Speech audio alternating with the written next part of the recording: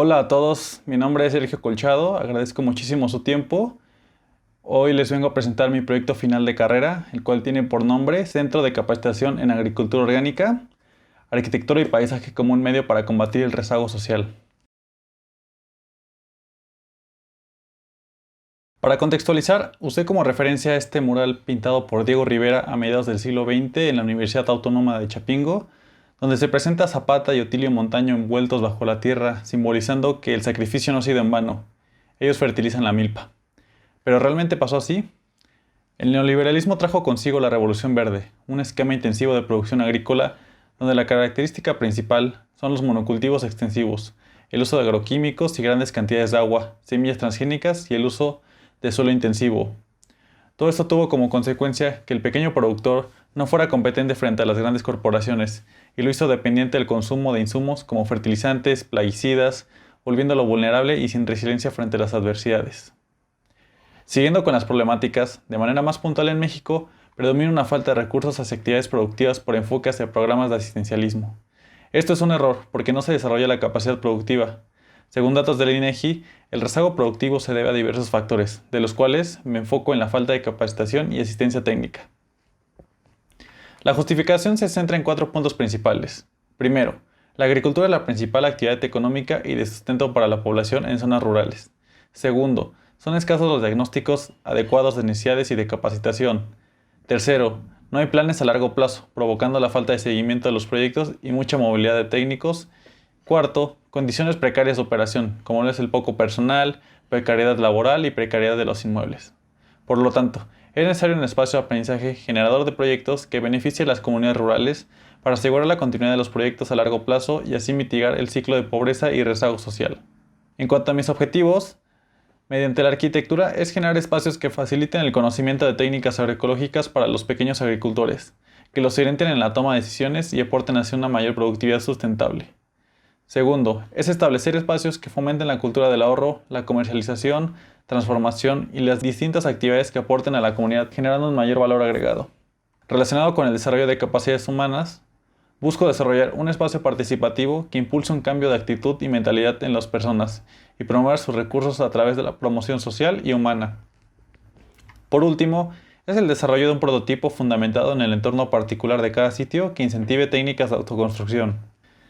Es importante mencionar que hasta este punto de mi investigación, si bien entendía y empatizaba con la problemática, aún sentía el planteamiento de mi tesis como una realidad muy ajena a mí, por lo cual tuve la fortuna de hacer mi servicio social en una comunidad rural.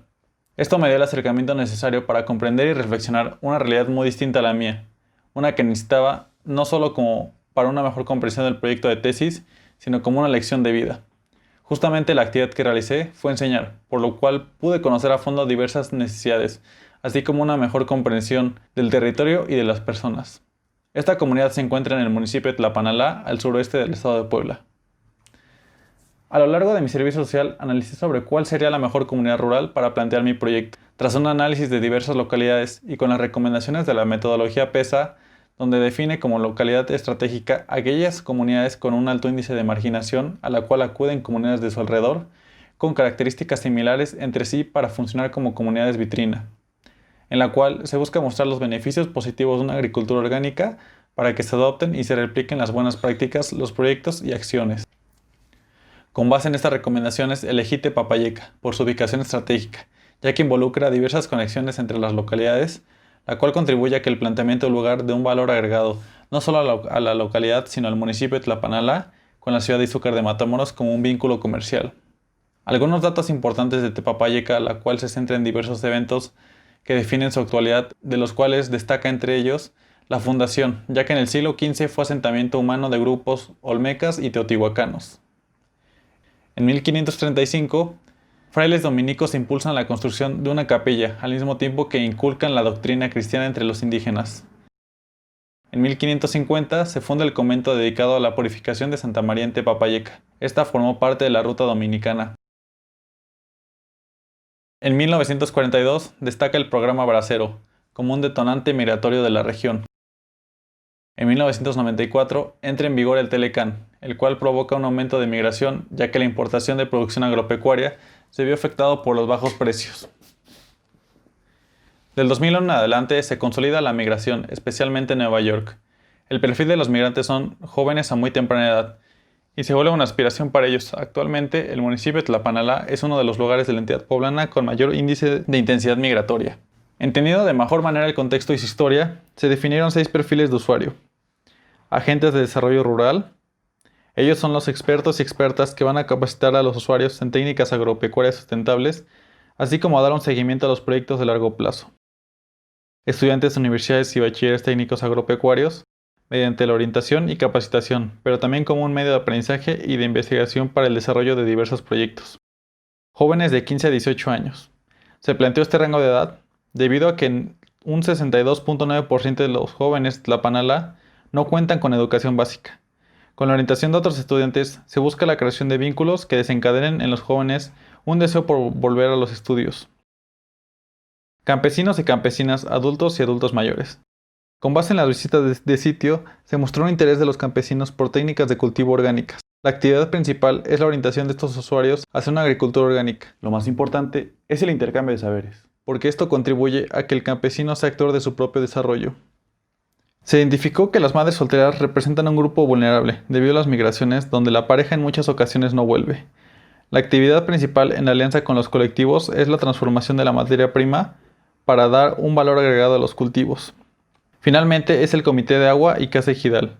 Debido al sismo del 19 de septiembre se perdieron inmuebles como la Casa Ejidal y las oficinas del Comité de Agua, por lo cual se propone vincular estos usuarios en el proyecto. Previo a la explicación del proyecto arquitectónico, me gustaría mencionar 5 principios fundamentales que conectan tanto mi investigación como mis experiencias, también mis memorias, mis inquietudes y las referencias que me llevaron a desarrollar el proyecto.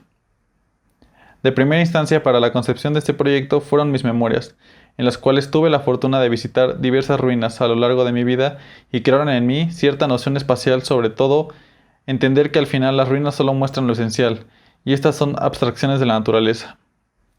Segundo, fue aprender a observar con otra mirada, y eso me lo dio el servicio social. Comprender un tejido social muy arraigado a la comunidad y a la colaboración entre sus habitantes. También agregar que vivir en una comunidad rural me dio la oportunidad de descubrir aquellos elementos que definirían mis referencias arquitectónicas. Esta sensibilidad por el espacio no lo hubiera podido tener sin las lecciones de Gastón Bachelard, Yuhani Palasma o Juan Rulfo en sus lecturas describiendo el habitar de un entorno rural. Elementos como los recorridos, la escala, la materialidad, el tiempo y la experiencia. Relacionado con la actividad principal del proyecto, viene un acercamiento más profundo a la agricultura, donde lo entendí no solo como una actividad productiva, sino como una visión de vida. Por último, la lectura del paisaje. Sobre todo aprender a percibir, a entender el medio natural como un ciclo y que cualquier propuesta que desarrollara debía ser un sistema vinculado al ecosistema y no una pieza aislada. Finalmente, esta es la recopilación del proyecto a través de mis sentidos. Una vez establecidos los principios, pasamos al proyecto. Tras el análisis urbano, se buscó un terreno que conectara con la plaza principal de Tepapayeca para el acceso de los habitantes, que tuviera acceso desde la carretera para las demás localidades y también tuviera suministro de agua. El predio seleccionado se encuentra al norte, cerca de la ruina arqueológica. La superficie es de 20.375 metros cuadrados y por sus dimensiones se vuelve adecuado para el cultivo. Asimismo libera las vistas hacia distintas visuales como el volcán Popocatépetl. El proceso de diseño se definió de la siguiente forma. La primera estrategia fue marcar 2 ejes principales que respondieran al contexto y al aislamiento. En este caso, obtuvo un eje perpendicular al basamento arqueológico, el cual responde a la alineación de la salida del sol en el solsticio de invierno y puesta del sol en el solsticio de verano. A partir de estos ejes, se trazó una retícula de 3×3 en el terreno, con el objetivo de eficientizar el espacio y los recursos, ya que desde un inicio sabía que la modulación era clave para el desarrollo del proyecto. Una vez establecida la retícula, pensé en una disposición concéntrica que simbolizara los 12 principios de la permacultura, tomando en cuenta que todo parte de un centro y se ramifica a la vez que vincula. A partir de los principios fue como llegué no solo a un objeto arquitectónico, sino a una postura de cómo debería ser la arquitectura, o al menos en la que yo creo. De ahí que mencione que la agricultura es más una visión que una actividad productiva. En torno a estos principios definí 4 volúmenes principales articulados por el espacio central, cada uno con diversas actividades y delimitados por los ejes principales. La idea de la disposición de estos volúmenes es que se rodeen del entorno, que cada módulo se relacionara con el exterior y se creara un recorrido en bucle que generara el encuentro entre los usuarios. La volumetría se centra en una sola planta con desniveles, aprovechando las losas para captación de aguas y dándole un patio interior a cada módulo.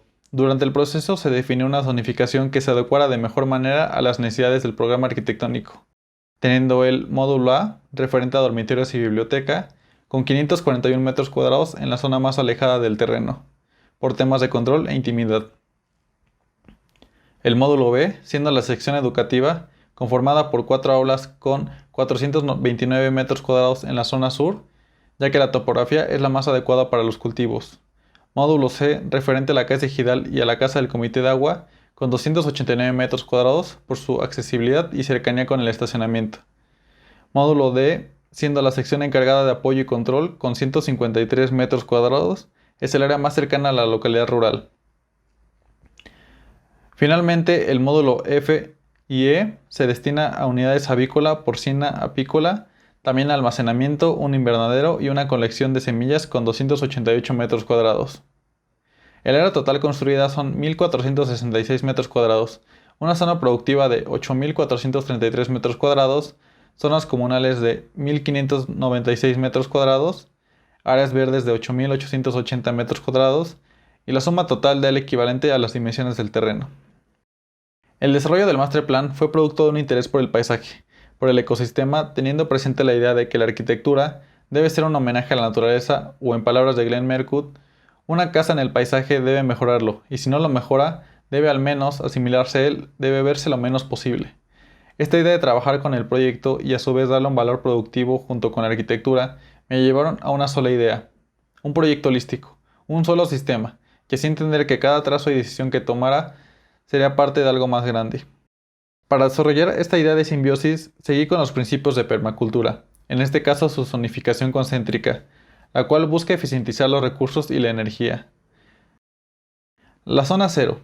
En esta zona debe existir una reserva de agua que alimentará las demás zonas. En mi caso, el agua proviene de una acequia y de la captación de aguas pluviales. En la zona 1 viene el trabajo más intenso, donde se ubican los huertos, aquellos cultivos que dependen más del agua. Luego viene la zona 2, que es un área de transición entre el cultivo de riego y el de temporal. La zona 3 es el área con mayor productividad, siendo estos cultivos de temporal. La zona 4 es una transición entre el cultivo y el bosque, para finalizar con la zona 5, la cual corresponde al refugio, un santuario de la naturaleza, de la vida silvestre para observar y para aprender. A la par de la zonificación de las áreas exteriores iba realizando una paleta vegetal basada en 5 tipos de paisaje, buscando maximizar la diversidad de las especies, transformando o más bien volviendo el paisaje a su origen, de ser una poderosa y eficaz herramienta de conservación.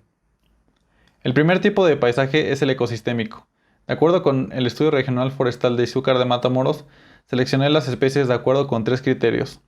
Por su capacidad funcional por sustitución, seleccionando solo especies endémicas de la región, y por diversificación, para mayor resiliencia y riqueza estética. Igualmente las clasifiqué por su nivel de estrato, pero también por aquellas que tienen un valor de uso doméstico y comercial. La vegetación polinizadora es muy importante para el mantenimiento de la viabilidad y de la diversidad genética de las plantas, además de que mejora la calidad y cantidad de semillas y frutos. Coloqué diversas especies al centro y en los extremos del conjunto, para que en su trayecto los insectos polinicen los diversos cultivos. En cuanto al paisaje productivo, seleccioné algunos de los cultivos más rentables para la región. En su mayoría son de temporal, por lo cual reduce el consumo del agua para su riego. Para el paisaje hortícola, seleccioné especies con el fin de diversificar los tipos de cultivos y ampliar el aprendizaje. Finalmente, el paisaje acuático, el cual tiene el propósito de la bioremediación para el manejo de aguas, donde las plantas tienen la función de resolver o mitigar los problemas de contaminación. Finalmente, el objetivo de esta investigación sobre el paisaje se resume en esta imagen comparativa de lo que hay y de lo que propongo, en lo valioso de la diversidad y en todos los beneficios que tiene a nivel ambiental, a nivel salud y en volver a conectar con el ecosistema. Mi búsqueda en este proyecto fue una combinación entre lo concéntrico en la arquitectura, pero en su relación con el paisaje una disposición centrífuga, que el proyecto formara una extensión del horizonte, y en esta extensión dotar al campo de un valor no solo productivo, sino de espacio público. A través de la paleta vegetal obtuvo un paisaje diverso, que cambia a lo largo del tiempo y que le da diferentes dinámicas a la pieza arquitectónica. Para darle vida a toda esta propuesta paisajística necesitaba de un elemento básico, el agua. A través de la acequia que lleva el agua Tepapayeca alimentándose del río Tila, continúa la acequia hacia el terreno aprovechando la topografía. Por medio de la gravedad, canalicé el agua a un bioestanque. En este recorrido, busqué el sonido del agua como un elemento sonoro y visual, que también fuera un eje principal. La aproximación al proyecto busqué hacerla lo más clara posible para los usuarios mediante circulaciones claras que den orden y jerarquía al proyecto sin perder el elemento sorpresivo como lo son los cambios de dirección, rematando en distintas visuales. La característica clave es que los usuarios se apropien del proyecto, por lo cual su accesibilidad es libre, de ahí que el camino que tomes te lleva a conocer y recorrer todos los espacios, no sin antes llegar a una centralidad, la cual es el corazón del proyecto. Un foro abierto para asambleas, un espacio democrático que busca la inclusividad para facilitar el intercambio de ideas y experiencias, y así fortalecer los valores comunicativos. Finalmente, y retomando la importancia de los ejes y la geometría, en este proyecto la clave radica en la conectividad, formando una clara línea unificadora entre la ruina arqueológica, el paisaje y mi proyecto. Antes de entrar más a detalle con el proyecto arquitectónico, me gustaría mencionar dos posturas que he tomado a lo largo de mi carrera y del proyecto. El primero sobre la forma y función de la cual mucho ha tenido que ver la arquitectura vernácula, en el sentido común y en la lógica que conlleva, debido a que se construye con lo que se tiene a la mano. Como lo mencioné, la modulación ha sido clave para este proyecto, ya que me permitió eficientizar los espacios, los materiales y me dio más control sobre la escala. Concluir que la belleza del proyecto es su propio sistema constructivo. Más allá de buscar la forma por la forma, es una arquitectura que se forma por sus procesos constructivos. En segundo lugar, la materialidad, la cual fue un proceso de constante evolución y de un dilema que me evocó el contexto del Tepapayeca, por ser una dualidad entre lo rural y una visión global por el tema de las migraciones. Por un lado, lo vernáculo, adobe, madera, pero también una noción en las personas de pobreza.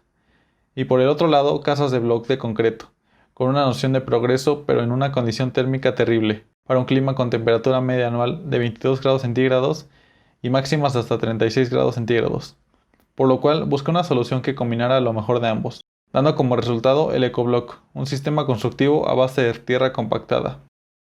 Pasando al tema arquitectónico, como lo mencioné, son 4 espacios principales conectados entre sí a través de los ejes. Busqué que la conexión entre cada módulo te llevara hacia el patio central de cada uno, como un remate visual y como un referente. Comenzando con el módulo A, se divide en el espacio de dormitorios para aquellas personas que se dediquen a la capacitación por un periodo largo de tiempo, así como estudiantes que hagan su servicio social. La cocina es un elemento muy importante, no solo del proyecto sino del día a día de las personas en Tepapayeca, por lo cual es un esquema abierto que da pie a enseñanzas. El área de biblioteca se conforma por una sala audiovisual, un salón y un área de estanterías, con el acervo de donaciones. Para el caso del módulo B, lo defino como la zona educativa, donde se concentran los salones. El objetivo de esta disposición es la permeabilidad, la cual permite mayor interacción con el campo, logrando que la metodología de clase sea teórica-práctica, y enfocar cada salón en un tipo distinto de cultivo. El módulo C pertenece a las ya mencionadas Casa Ejidal y Casa del Comité de Agua. La intención de este espacio es que sea adaptable para las necesidades que se requieran. Cada espacio tiene un área para reuniones y su complemento que son oficinas para sus actividades diarias. Por último, el módulo D, el cual se concentra en un área de almacenamiento, 4 baños secos y una galería informativa donde se mostrarán las actividades, horarios, programas gubernamentales, entre otros, a cargo de un asesor que se encargará de gestionar y dar seguimiento al correcto funcionamiento del proyecto. En el apartado estructural hago referente al módulo A para su explicación, ya que el mismo sistema constructivo se repite en los demás módulos. Básicamente consiste en 3 elementos: 2 tipos de cimentación, muros de ecoblock y columnas de madera. Finalmente, un techo con una estructura de madera a 4 aguas invertidas para la captación de aguas pluviales. A continuación explicaré de manera más detallada la estructura a partir de un corte del módulo A, detalle 1 y 2. La cimentación reposa en una capa a base de tepetate. El dado de concreto funciona para anclar una moldura de acero que soportará los barrotes de madera, cada uno de 2 pulgadas por 4, en cada conexión sujetos por espárragos de acero galvanizado de media pulgada. Estas columnas cargan largueros con las mismas dimensiones para soportar una dobla de madera con una capa de lámina impermeable, a la cual van pegados los listones de madera para la colocación de la teja. En cuanto a los detalles 5 y 6, la inclinación de los techos se canalizará de las aguas de lluvia a una canaleta de acero, la cual controla el escurrimiento para que en temporadas con mayor precipitación su caída forme un espejo de agua.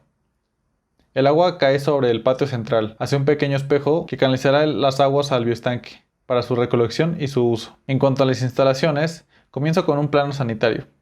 Este se divide en captación de aguas pluviales, las cuales pasan por un registro para mandarse a un bioestanque, el cual contiene vegetación enfocada en la limpieza de agua. Estas aguas, por medio de rebosaderos, llegarán a la cisterna pluvial.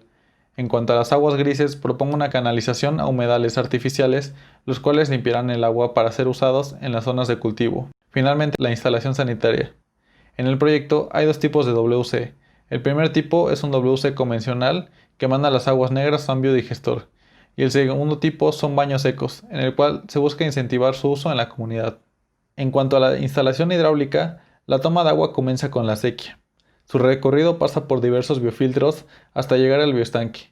En este punto se mezcla con el agua de la captación de aguas pluviales, la cual ya ha sido tratada. Por medio de rebosaderos, el agua llega al nivel más bajo, en donde habrá una cisterna con un almacenamiento de 60.000 litros, los necesarios para una reserva de 3 días, y capacidad suficiente para la instalación y para el riego. Esta agua, a través de una bomba solar, llevará el agua a 4 tinacos, en el caso de los cultivos, a través de un programador de riego para optimizar el agua. El agua que rebase la capacidad de la cisterna será canalizada a un pozo de absorción. Para el apartado financiero, sería un costo final de 8.962.930 pesos, incluyendo el terreno. Sin embargo, se puede llegar a un acuerdo con el comisionado ejidal para que nos dé parte del terreno como aportación en especie y así abaratar los costos.